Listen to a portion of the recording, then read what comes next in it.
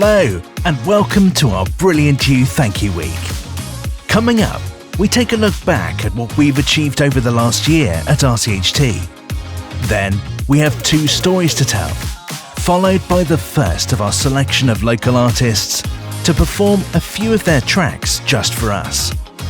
But now, to open our week full of acts, events, competitions and awards, here's our Chairwoman, Mairi Mclean, and our Chief Executive, Tony Chambers.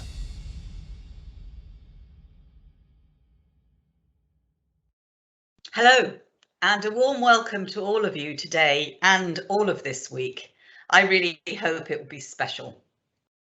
I want to express a heartfelt thanks for all your efforts this year on behalf of myself and the whole of RCHT's board. It really gives me great pleasure to be opening the Brilliant You Thank You Week, and I love the logo. Fantastic. Despite the challenging circumstances we face, it was not negotiable for me or the board that we should avoid taking time out to say thank you and show gratitude for everything we do every day. We are very busy, we are always under operational pressures, but for us this is really important to do. What you and I and everybody does each day is different, but the reasons we do it are the same. It's our commitment to our patients, our commitment to our communities, our commitments to our families and to ourselves as NHS workers. That is what Brilliant Week Thank You Week is for. Brilliant You Thank You Week is for. This year, you've had to continue to contend with the ongoing effects of the pandemic and major disruption to business as usual. Alongside others, you have done all of what you've done while dealing with a changeable world away from work. The anxiety that we've all lived with, and sometimes the grief that has entailed. What stands out for me is the resolve and resilience you show in making sure the people in our county are cared for to a very high standard, sometimes despite things that we're coping with in our own lives. I'm really proud of how you are working closely with colleagues across the system to make sure we can deliver the best care possible for those who need it, as well as for their families. I'm also proud of the way we care for people with different needs, with dementias, with intellectual disabilities and with mental health issues, as well as those with physical needs. I know you do treat the whole person. That matters so much to everybody. Thank you, especially to those of you who have moved wards to care and have used technology to make it possible for families to be involved. I know how hard it has been in some cases to care for severely ill people and their families, and I am sincerely moved at the wonderful ways in which you've done that. It has been a busy year for us as a trust. We've said goodbye to Kate as our Chief Executive and had the privilege to welcome Tony. I would like to thank you, Tony, for all the expertise and hard work you've put in since arriving. It has been a pleasure to have you with us, Tony, and to work with you. You really did hit the ground running, and the way you've shared your long experience has been greatly to our benefit. I know that looking forward to the year ahead, it can seem quite uncertain for all of us, whether it's to book holidays or the effects of the pandemic on our work. But one thing that gives me hope and makes me so proud is thinking about you, the people who work here at RCHT, and knowing that we have the right people doing the right things in the right way for the people of Cornwall, our own brothers, sisters, mothers, fathers, families, as well as those of our friends. We are one community, and in this difficult period, we have cared for each other. Thank you seems not enough to recognise your work. But thank you is what I offer on the behalf of the board this week and every week. Please enjoy it and really be part of it, and let's all thank each other. Thanks very much. Well, hello everybody. I'll put my glasses on so I don't mess this up, because this is such an authentic and important thing to get right. My name is Tony Chambers, and thank you, Mairi, for your kind words. I don't deserve any of them, but it's been an absolute privilege and a pleasure to be the chief executive of these amazing hospitals. And I want to take this opportunity to say a massive thank you to all of our people. There is just so much to thank you for responding to the greatest challenge the NHS has faced.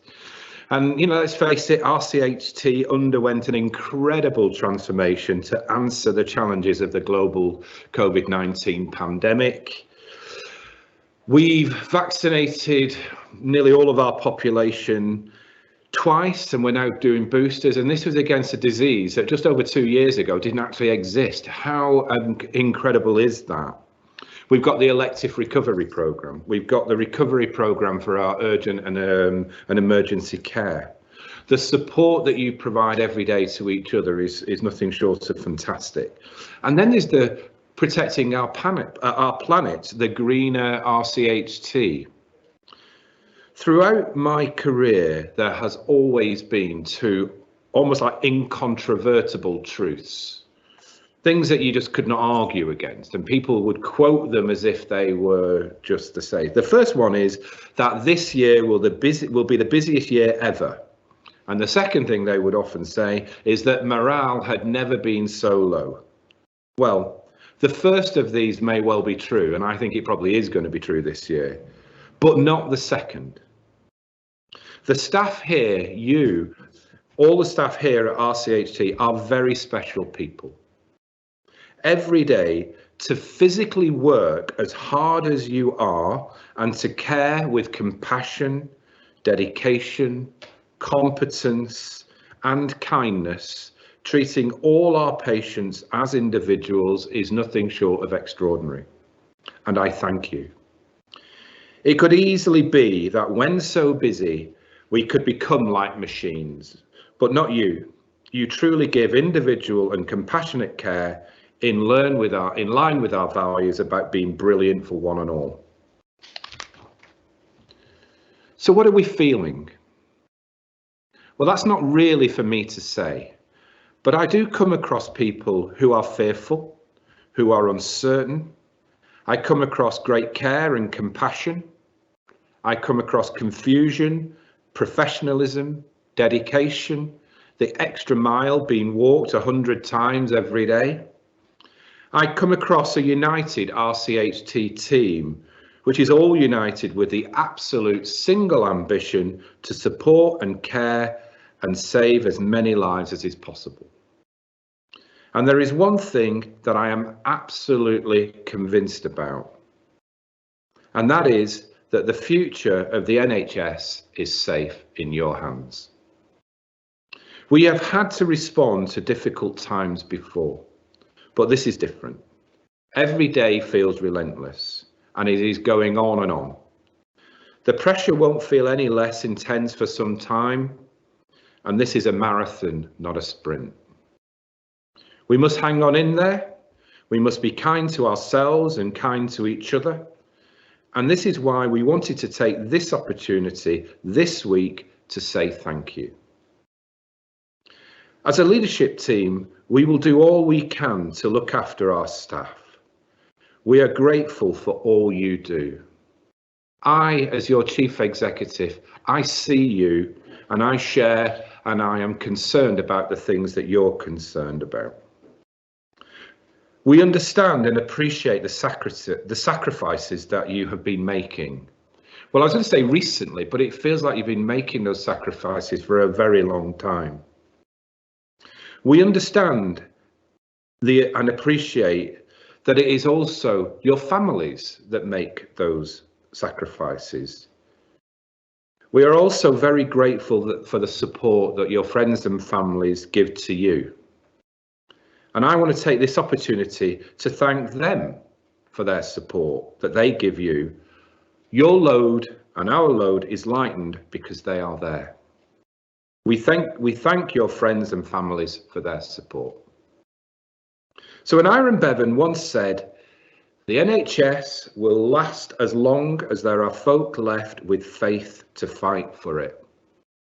Well, here we are now, still fighting the fight, still keeping the faith, and none more so than the brilliant staff at RCHT. You are all awesome, and I thank you so very much. Now we've got some of our executives that are on the line. Did anyone want to pop on and give their reflection of the year themselves? Thom, are you about?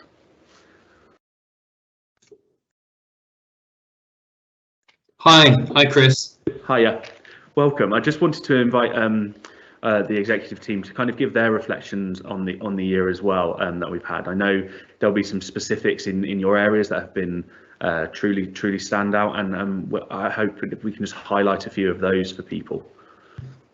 Sure, yeah, I mean, it's a difficult act to follow there. Both Tony and Mairi spoke so compassionately, and I agree with everything that they said. But I guess it's just how long this has felt.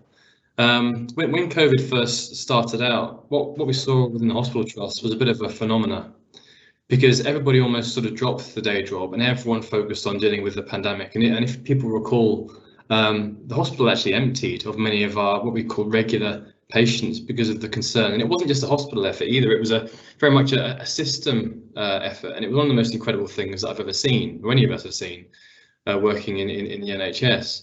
And at that point in time, I guess we sort of felt that we were talking, well, let's get through the next, I don't know, 3, 4, 5, 6 months. But we didn't know that year and a half later, we'd still be here with a fair degree of COVID prevalence in a hospital today as we speak, affecting us.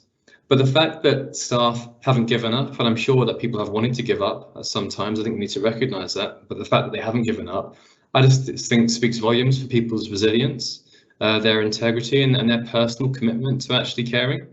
It's beyond what you'd find in most industries from my perspective. And it absolutely is our clinical staff, but it's also our corporate and enabling staff, our support staff, who have been there hand in hand with clinical colleagues at every step of the journey. And you can say sort of sugary words on these sort of occasions, and it doesn't necessarily feel authentic. But from an authentic perspective, I mean this. I'm so proud to work here and so proud to be part of this team. It's my, I think, 5th acute trust that I've worked for. Never have I seen a workforce like this. And that's just an honest reflection on how I feel. So whilst it's been some of the hardest times that we've all faced, it's also been some of the most inspiring times in terms of commitment to our people and commitment to care. That's really lovely. Allister, would you like to speak next? Anything in particular that you're proud of and the achievements that you've seen this year? Yeah, so I'd just like to echo all the words that have been said before. I think for me, having been here, having arrived just before COVID hit the Southwest, I think the amazing flexibility of the clinical teams has just been amazing. I think we have had to make some radical changes to the way we run this hospital over the various waves of COVID. We've moved wards almost at a drop of a hat. We've had to alter the way that we do surgery. We've had to move different services to different hospitals. People have had to be incredibly flexible individually as well as collectively. If I think about some of our surgical teams supporting the medical teams during the initial waves of COVID, if I think of just the incredible way that the medical teams have worked together to manage the hospital and the hospital's bed base through COVID. If I think about the way that the ITU team have managed their surges in COVID admissions and the hard work that they've done to continue to try and get our cancer patients through and to have that sort of all-important surgery prior to the rest of their therapies. I'm just on a daily basis, I'm astounded by the resilience and the flexibility and the dedication of the staff to making sure that this hospital runs as smooth as it possibly can do under what have been really just incredibly difficult circumstances. And we all know that there is a lot of work to do in the future. There's a lot of work to do around our recovery and getting our waiting lists down, but I have no doubt that our staff across the board, whether clinical, non-clinical and supporting staff, will continue to be flexible and do absolutely everything that they can do to make sure our patients get brilliant care, which is what we're all here for at the end of the day. Thank you, Allister. That's really great. And I think can I just invite Kelvyn up next, please?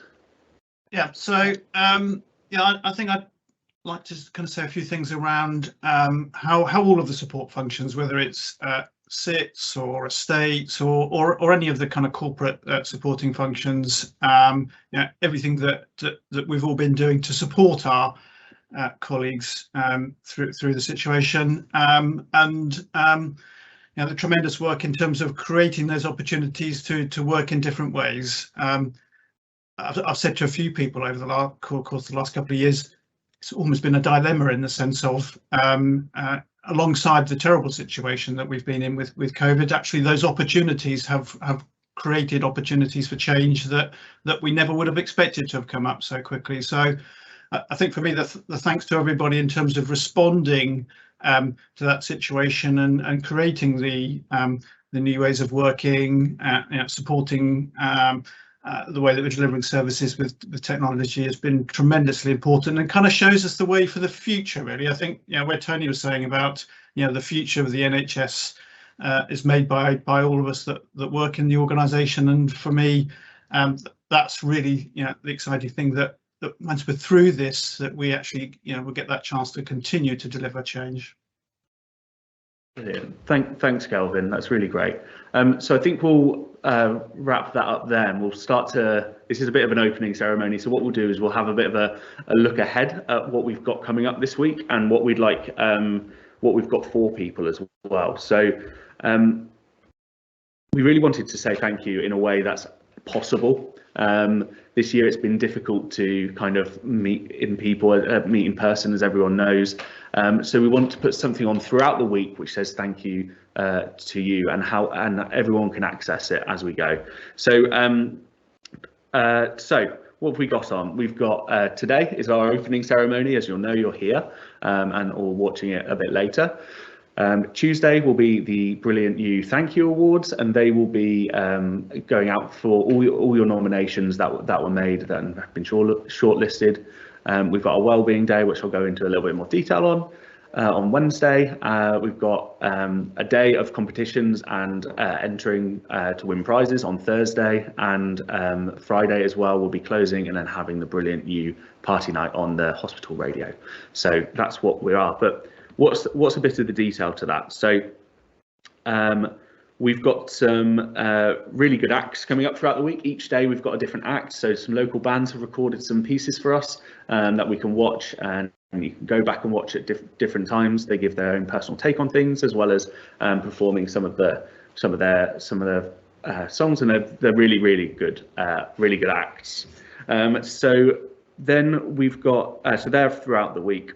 On Wednesday, we've got a fantastic day lined up in terms of music.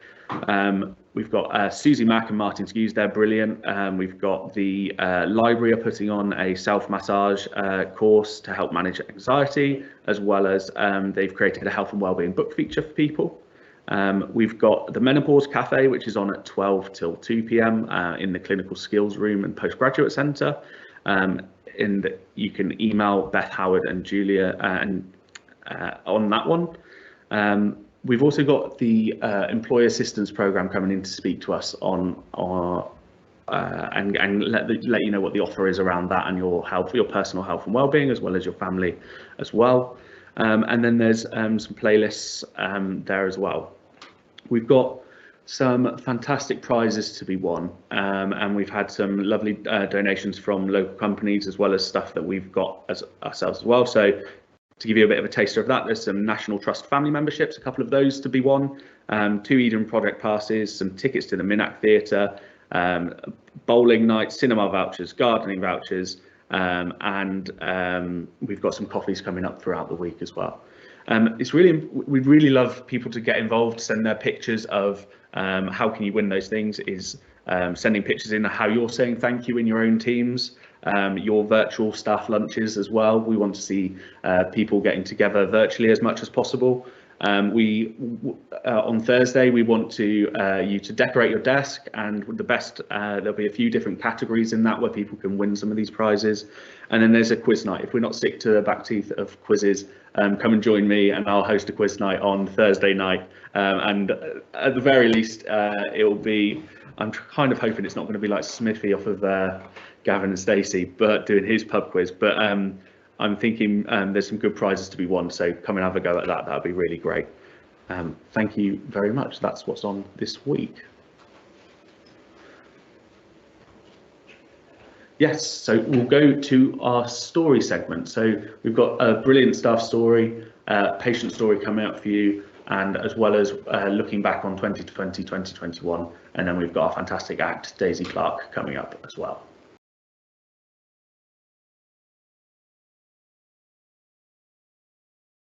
Hello, my name's Luke. I work at the Royal Cornwall Hospital. My role is an EMT, which is emergency medical technician, but I'm also on the nurse associate apprenticeship. I came to the NHS because I had previous experience within care. I used to work in the community as a carer, but also worked in a lot of the care homes. The reason I came to the NHS was to progress. I had made myself area manager in the community, and the next step for me was I wanted to try something more clinical. So I joined the NHS as a healthcare just to get the clinical experiences. I always knew that I wanted to become some sort of nurse, but I just didn't know which type of nurse I'd like to do and the way I would like to get into it. So I thought the first step I needed to make was to join the NHS to get the experience. The apprenticeship was ideal for me because I'm dyslexic, so I never really wanted to go to university because I didn't think that I would have the ability and skills to get through it. With the apprenticeship, I'm a real practical person, and a lot of our work is practical studies. So you're always doing shifts on the wards, you're having clinical skills within university, but also you have so much more support. You have your colleagues that have been through the nursing already, or people that are going through the course at the same time as you. But we've also got the knowledge spa at RCHT. For anyone that's thinking about joining the apprenticeship, I would definitely say yes, give it a go, try it. You don't know if it's for you until you try it, at least. Sometimes we just don't have the confidence to take that initial step, but you at the NHS, you have so much support. You've got the knowledge spa, you've got the learner development within the knowledge spa, you've got your wards, your colleagues, your friends, and I'm sure they will all help you through it. It's going to be hard at times, we all find it hard, but actually there's so much support, you're not on your own. So we've all been working through such a hard time, mentally, physically and emotionally. We've all had days where I'm sure we haven't wanted to come in because we didn't know what we were going to be faced. However, working at our hospitals, we should be proud. We've proved how strong and resilient we are, how flexible we are, and how much of a team we've all stuck together. We should be proud on how much amazing work we are achieving and just keep it up. We've done great. We've changed so much. We've adapted the ways we've worked, but also we've made sure that our vulnerable patients have been looked after and cared to the highest standard we possibly can.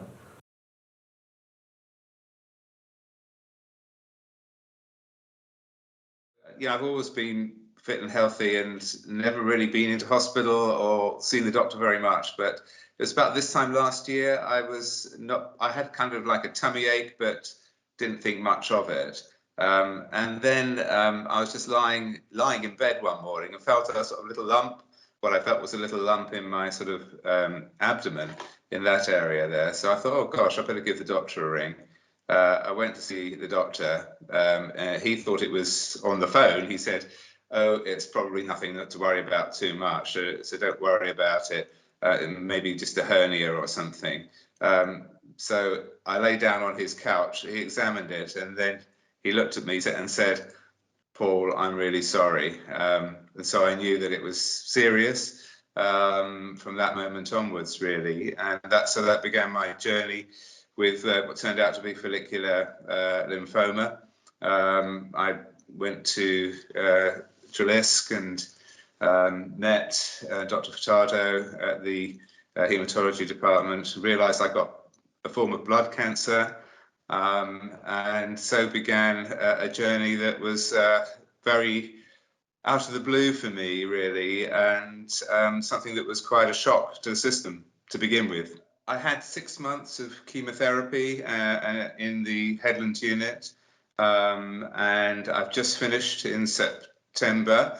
So I came to an end of that with an end of treatment scan, which amazingly enough showed that there was no active disease. So I'm really thankful and grateful to everybody from Dr. Furtado and the haematology department to all the nurses that I've come to get to know over the last 6 months on the Headland unit. It's just been it's been a journey that I wouldn't have necessarily said to anyone, come with me on it, but nevertheless it's been a journey that I've learned a lot and had to entrust myself into the hands of others, totally into their hands, and I have felt very secure in those hands and very cared for.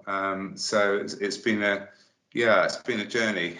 One of my children, my youngest son, said, "Trust you, Dad, to get cancer in the middle of a pandemic." You know, I mean, you've got to laugh at that, really. But having said that, you know, I have felt very much supported by the staff all the way from my first appointment. I mean, I didn't know what to expect. I haven't felt uncared for. I mean, it's been difficult, yes, with being masked, but I've got to know the nurses, certainly on the Headland unit, have been there 2 days a month for 6 months, and you know, share some of their journeys with COVID, and as well.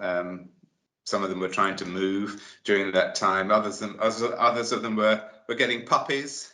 So, you know, I think, yeah, it's been difficult, but actually the personal contact has still been there. And, you know, there was the connection with me, I felt that was great and made it all the more palatable to receive the treatment. I am eternally grateful. I think I said that in one of my tweets, because I've been putting it all out on Twitter, how grateful I am to the NHS and to the nurses that I've personally encountered, and the consultants, and all the others that make up the whole treatment for me. I mean, I found it's absolutely first class, and I would be wanting to say that I have been saying it to many people that I've been so impressed with.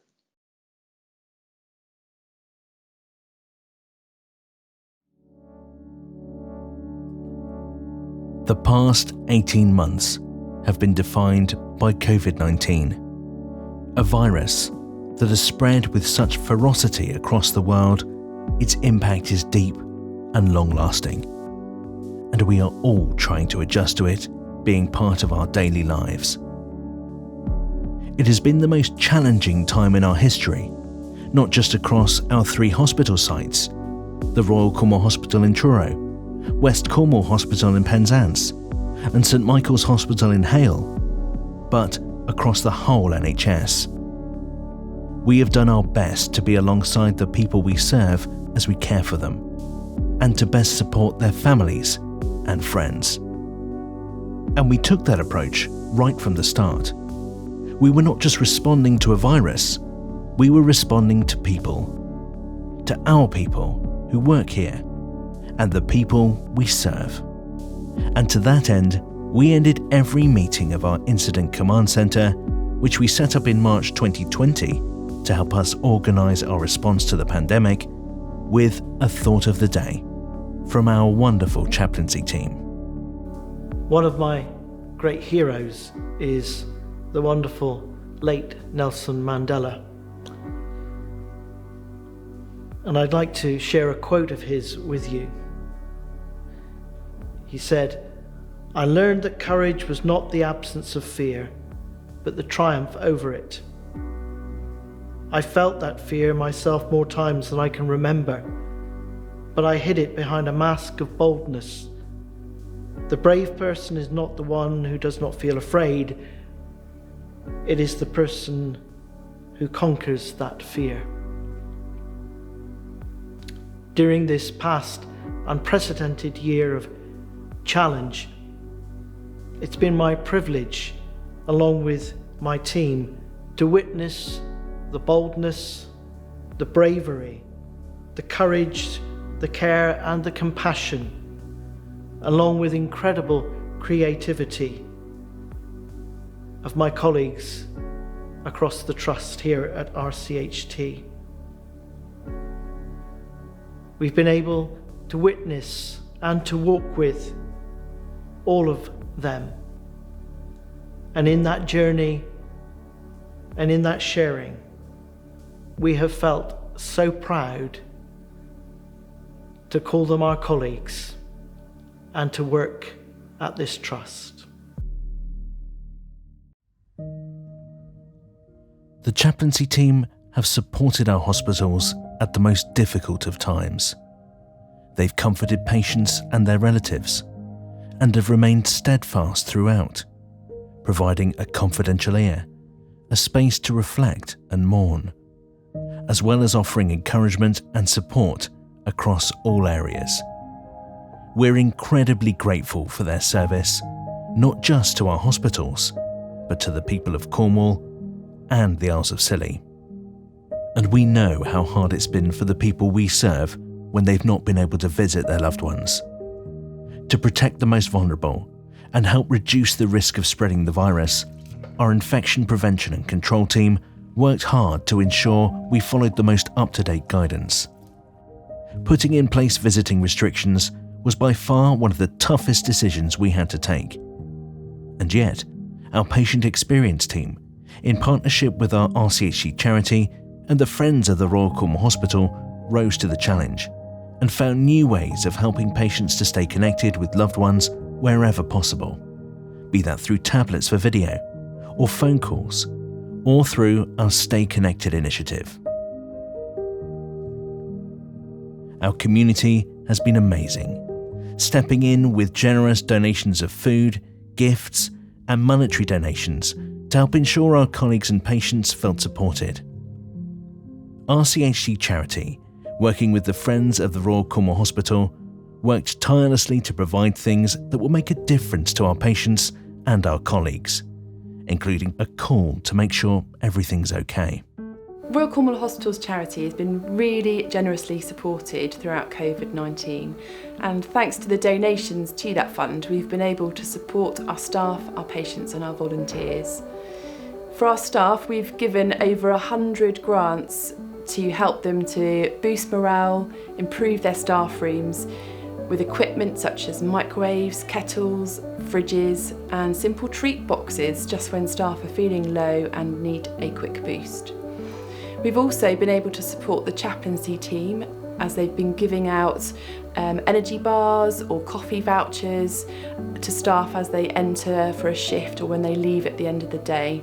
For our patients, we know that these are really challenging times with restricted visiting, and spending time on the ward without your regular visitors can be very difficult. So we have done what we can to help, and one of the things that we've been able to do is to supply some activity books, and our chaplaincy team have been able to take these around to various wards, and the staff there have given them to patients that might be in need of just some distraction to help their time pass while they're in the hospital. Also, with funding to the COVID-19 fund, we've been able to revamp an area of garden for our staff. We know that taking a break is really difficult, and finding a space to do that away from their busy work environments is so important. So we're really pleased to have been able to revamp a space, clear some extra area and provide some extra seating in a garden space behind the tower block at Royal Cornwall Hospital.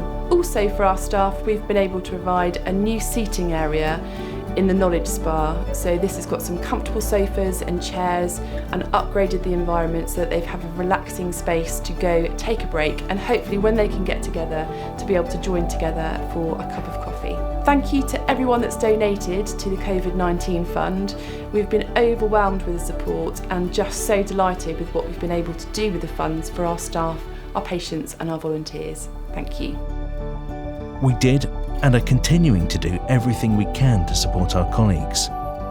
We've provided support to teams through our health and wellbeing offers, including opening a little shop for essential items, the Employee Assistance Programme to help our colleagues' mental health, free evening meals, additional rest areas, wobble rooms, and hope walls.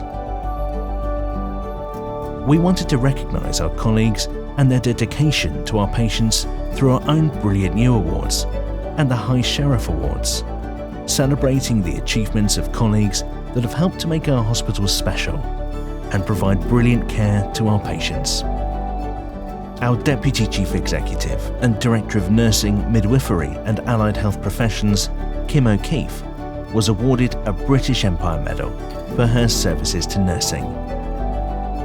And colleagues have also been recognised through the National Pennant Awards, where RCHT won both staff engagement and improving staff experience and support for caregivers, friends and family with the Butterfly Project. And our ED Cornish Crusaders won the European Sim Championship. The quick transition to new digital solutions wasn't just limited to our patients. Our IT department supported an incredibly fast rollout of laptops and other devices for colleagues to work at home.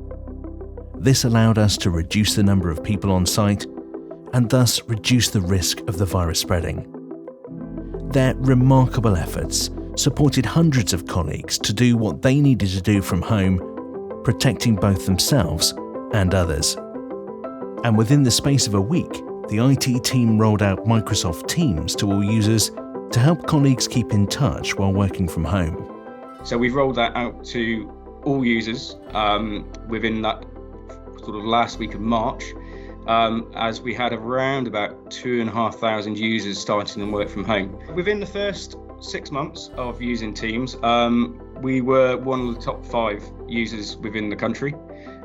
We had sent about 4 million chat messages within the first 6 months within Teams, held around about 450,000 meetings via Teams, and made around about 300,000 calls in Teams. Nationally, that equated to about 4 to 5% of the usage of Teams within the NHS.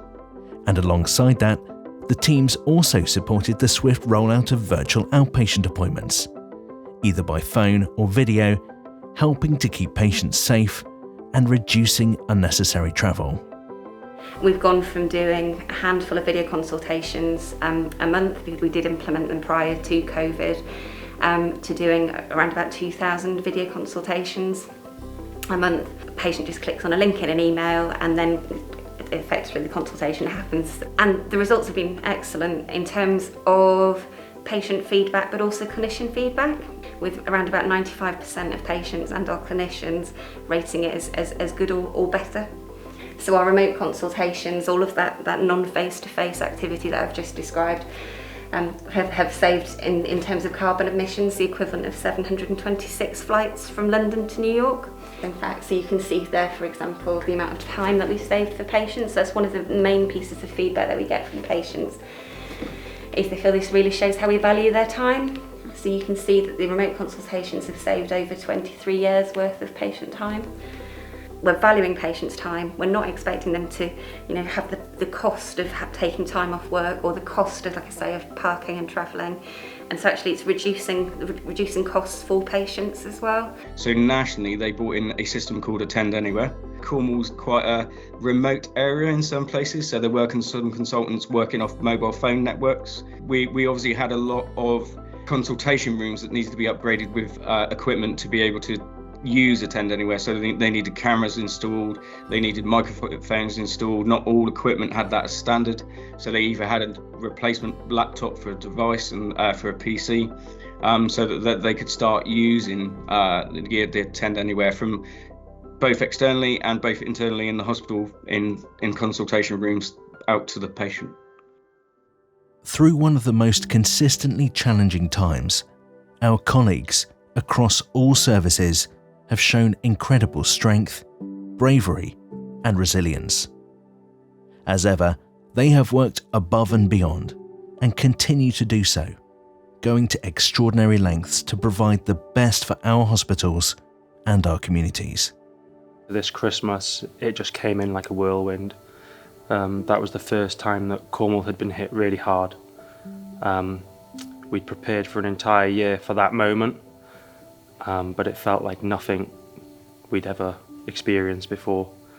Bringing myself to work every day, knowing that the first job I would do would be to walk around my ward and triage every single patient that was extremely unwell, and every day this was 6 or 8 patients, and I would give them the care that they needed, give them the instructions that they needed to fight for every breath that they could take, and then also prioritize which ones just needed something to make them more comfortable at that time of the day. And that was a really horrible thing to do. Things changed so quickly by the hour. A patient could be fine 1 minute and then they could be fighting for their life the next. And to try and explain that to relatives over the phone was impossible, and it was heartbreaking. They had to make decisions that nobody should have to make, really. You know, if you had a family of 4 people, only 2 of them could come and see your loved one, their loved one at the end of their lives. And, you know, I was looking after people the same age of my dad and seeing them die, and I just can't really imagine being told that I wouldn't be allowed to visit because there's a maximum of 2 people. And, you know, I see the other end of it, at the aftermath of it as well, where I'm responding to complaints and feedback from relatives who didn't get that chance. And I am just really sorry that they didn't get that chance, because everybody deserves that chance. To support our COVID-19 response, colleagues from all areas, from corporate to clinical, were trained with the skills to work different roles and were redeployed to provide additional help where it was needed the most. As part of this, we trained over 120 more nurses in critical care skills, and our trauma team moved from the Royal Cornwall Hospital to St Michael's Hospital to ensure we could continue to provide excellent trauma care. And West Cornwall Hospital supported and cared for people in the far west of the county. Generally speaking, on the normal business, we can cater for 9 ventilated patients, but currently, with the help of many partners in the trust, we have now flexed up to be able to ventilate 60 plus patients with COVID-19. I'm incredibly proud of the hospital. I'm incredibly proud of my team, who's worked very, very hard to bring this change in place. We've been able to do this by exploring so many avenues. We've had lots of training and upskilling of additional staff from the hospital. So the wards have been very generous with releasing their staff to come over here to critical care to learn some of the machines that we use and some of the ways in which we're able to support our patients. Our staff here on critical care have been exceptional in their teaching of everybody else that's come across. There's training running every single day to make sure that the staff here are absolutely ready. We've had lots of estates works done. We've been able to move over into what are normally ward areas to expand our critical care space. And we've had lots of people ordering kit and equipment to make sure that every space we have for a patient has everything it needs in it. We couldn't have done what we did during the past 18 months without all our health and social care partners in Cornwall and the Isles of Scilly. From the overnight setup of CATUs to care for our frail and elderly, to emptying of the hospital to enable space to care for COVID-19 patients. We are incredibly grateful for their partnership and their support. We know you watch the news and you listen to the numbers. We know that you're confused, a virus no worse than others. But let me tell you now, this virus is not the same. There's daily deaths and sadness and looking for someone to blame. Listen to us, please, when we tell you that this is real. We beg you to follow the rules so you don't feel the things we feel. Because what you see is numbers put with places. But what we've seen, it's different. It's families, names and faces. It's human hands we've held, it's husbands and wives we've told. It's thousands of everyday people, it's not just the frail and old. We do everything we can and we try to ease their fears. We put on big brave faces, but the staff room's full of tears. This isn't just some virus. This isn't media magic. What you see is numbers, but what we've seen is tragic. Although COVID-19 dominated our thoughts and actions, we were able to push forward on other things as well, including our green agenda and Building Brilliant's construction programme. We, with other health partners, declared a climate emergency in June 2020. And as part of our response to this, one of our colleagues, Ros Davies, had the brilliant idea to recycle the 10,000 face masks we use every day across our hospitals in Cornwall. The initiative had a huge response, both in the UK and globally, and we are enormously proud of this achievement. On our build programme, we completed our emergency department project, including a bigger and better resuscitation area capable of supporting the vastly increased numbers of patients coming through the department since it was first opened nearly 30 years ago. We also pressed on with the groundbreaking for our new MRI and cancer treatment centre. And to make way, our ultrasound and vascular studies teams were relocated to other parts of the hospital.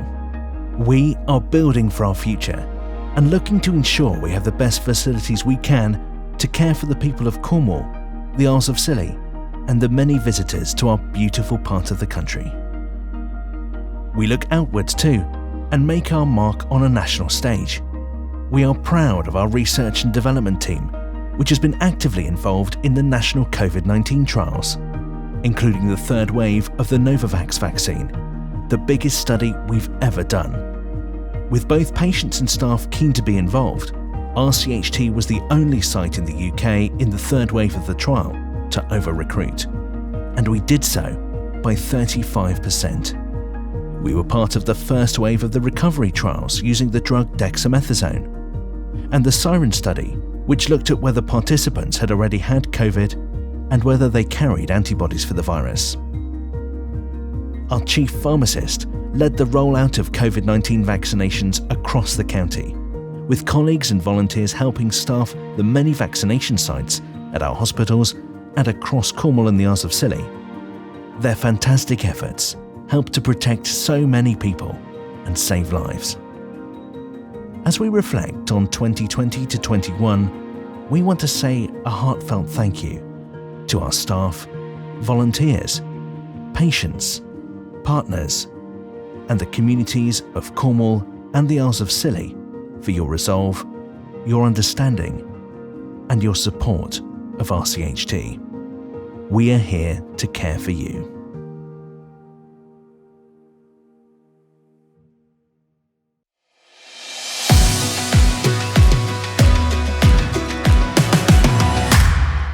You're watching our Brilliant You Thank You Week. Coming up this week, Tuesday we have our Thank You Awards between 3 and 5 p.m, live on Microsoft Teams. Wednesday is Wellbeing Wednesday, with a selection of Get Active, Give It a Go videos, as well as our Menopause Cafe between 12 and 2 p.m. in the Postgraduate Centre. Be active on your commute to work and get yourself a free coffee voucher. And at 2 p.m, our occupational health team will host a webinar about our Employee Assistance Programme. Thursday is Participation Day, where we'll have competitions to win some of our great prizes, including vouchers, family passes, and days out. Plus, our quiz night running from 7 till 8 p.m. And on Friday, we'll announce our competition winners and recap the week with our exec team. Then, from 7 p.m, CHBN will be letting you take over the airwaves for the Brilliant You Party Night, playing upbeat tunes and anthems chosen and dedicated by you. Don't forget to share your Thank You Week experiences using the hashtag #RCHTThankYouWeek. Now, it's time for today's local artist performing just for us. It's Daisy Clark.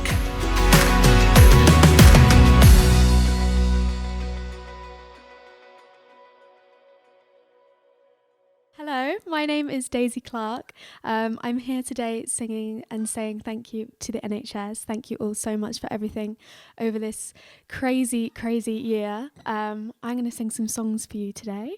This first one I'm going to play is called Front Row. It's one of my own, and it's about my love of live music, which I'm so happy is now back in business. This is Front Row.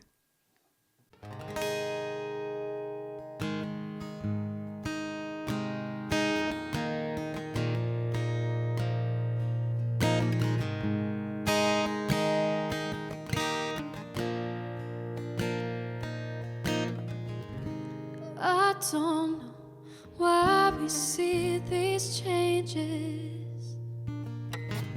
I don't know why my hands are shaking. I feel fine if I'm feeling nothing. So stay quiet, please don't tell me something I don't want to hear. And I was standing in the front row, everyone elbow to elbow, and we're all hypnotized. No more space in my mind, let's step outside. And I was standing in the front row, and all the enemies are let go, and we're all hypnotized. No more space in my mind, let's step outside.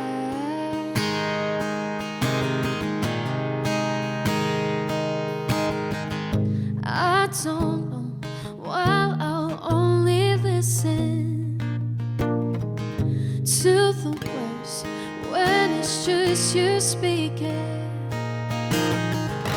Uncontrolled, well I guess we're all just crazy. In this room, nothing else could faze me.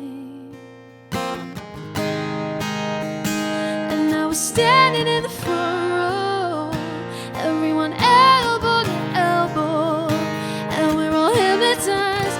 No more space in my mind, let's step outside. And I was standing in the front row, and all the enemies are let go, and we're all hypnotized. No more space in my mind, let's step outside. Oh, oh.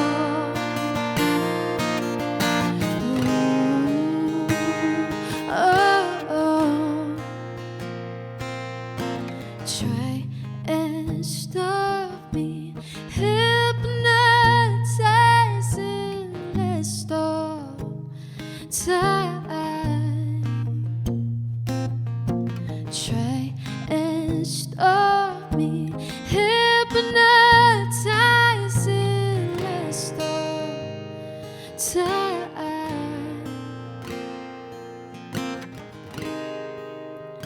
And I was standing in the front row, everyone elbow to elbow, and we're all hypnotized.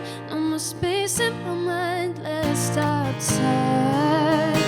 And I was standing in the front row, and all the enemies are let go, and we're all hypnotized. No more space in my mind. Try and stop me, hypnotizing, let's stop time.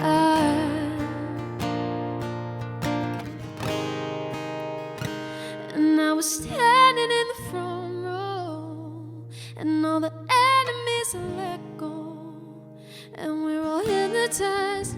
No more space in my mind, let's stop time.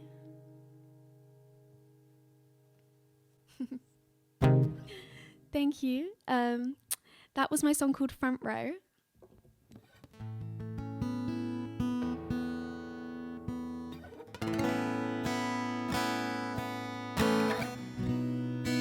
So this next song is another single of mine. I released it earlier this year, and it's called Make Me Trust You.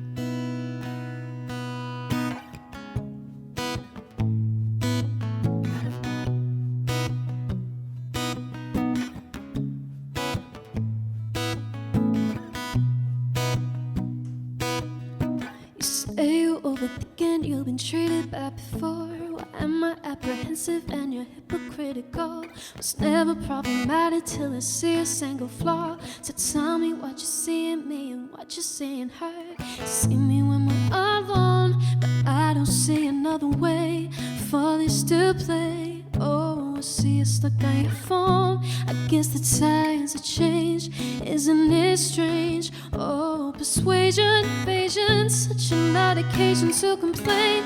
I wouldn't dare to say you think you'll say. Oh, make me trust you, step into my shoes, give me what's true. Oh, make me trust you. Is this a sign or a blessing in disguise?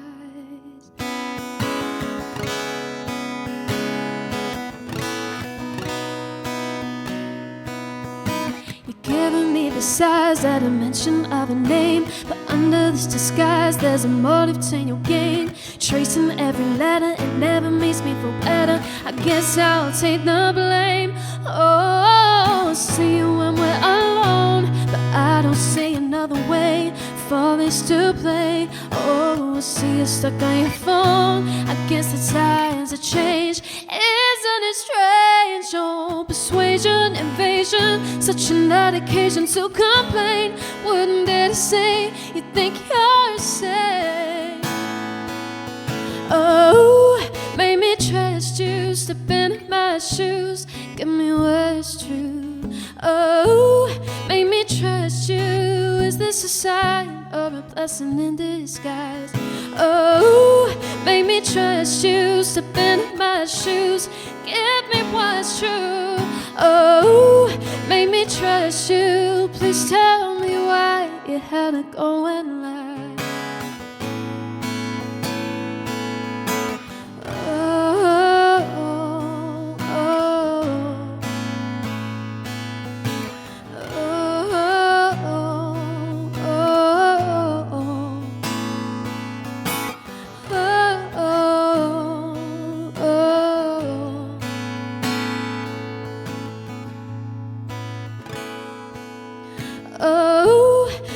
Trust you, step in my shoes, give me what's true.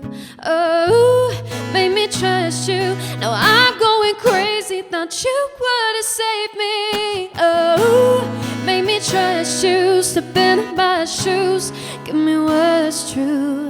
Oh, make me trust you.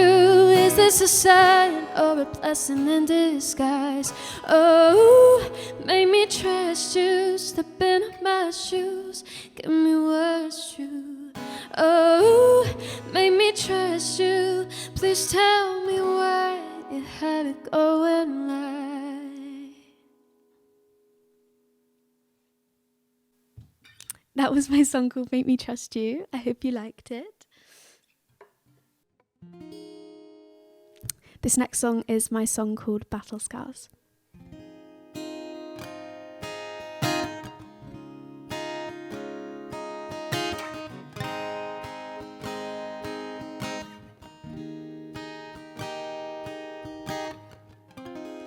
I'll stand next to you through and through.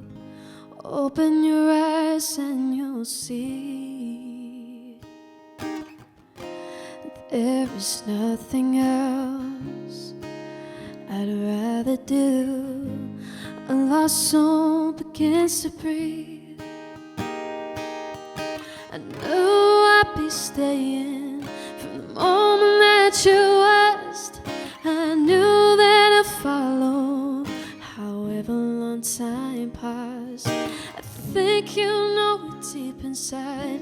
Battle scars still in your mind. So I tell you now, I don't have a doubt. I'll come home to you, no matter what we do. I will find a way, 'cause I'm not ready to say goodbye at any time soon.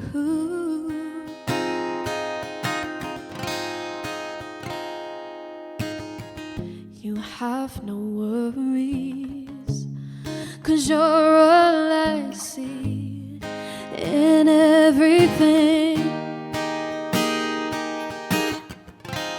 Always in my mind, you'll find a girl who once struggled to breathe. I knew I'd be staying from the moment that you asked. I knew that I'd follow, however long time passed. I think you know it deep inside, battle scars still in your mind. So I tell you now, I don't have a doubt, I'll come home to you. No matter what we do, I will find a way, 'cause I'm not ready to say goodbye at any time. Everything is happening, but you will be left behind. Everything leads back to you, you're one of a kind. Everything is happening, but you will be left behind.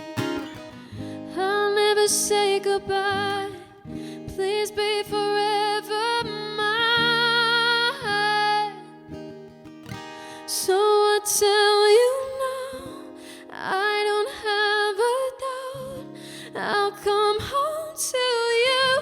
No matter what we do, I will find a way, 'cause I'm not ready to say goodbye at any time soon.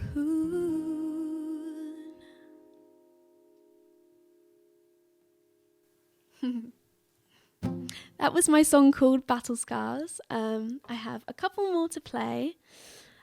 This next one is going to be a cover, and I'm sure a lot of you will know it. I don't know where I'm putting my capo, but there we go. This next song I know you'll know, so if you do know it, which if you don't, then I'm judging you a little bit, but it's fine. Sing along at home, it'll be great.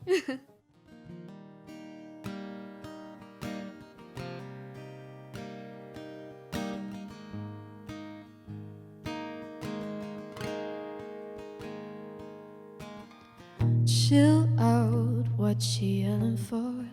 Lay back, it's all been done before. And if you could only let it be, you see I like you the way you are. When we're driving in your car and you're talking to me one-on-one, then you become somebody else, or everyone else. You're watching your back like you can't realize you're trying to be cool. You look like a fool to me. Tell me, why'd you have to go and make things so complicated? I see the way you're acting like somebody else, gets me frustrated. Last I can listen to you, and you fall and you crawl and you break and you take what you get and you turn it into honesty. You promised me I'm never gonna find you fake it. No, no, no.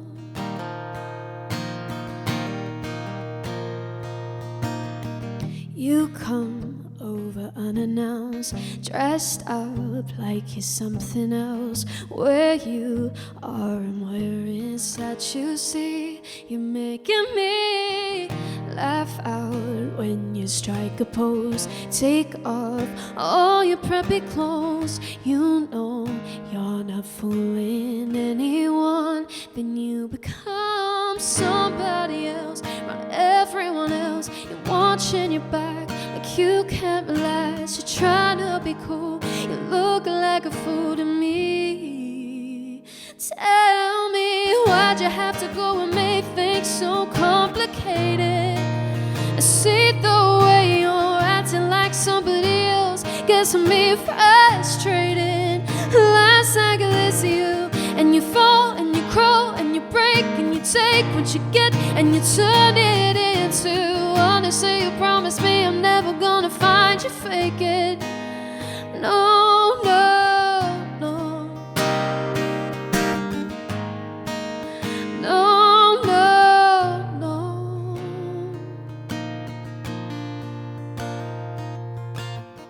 Chill out, what you yelling for? Lay back, it's all been done before. And if you could only let it be, you see somebody else around everyone else. You're watching your back like you can't realize you're trying to be cool. You look like a fool to me. Tell me, why'd you have to go and make things so complicated? I see the way you're acting like somebody else, gets me frustrated. Last I could listen to you, and you fall and you crawl and you break and you take what you get and you turn it into honestly. You promise me I'm never gonna find you fake it. No, no, no. Oh, no, no.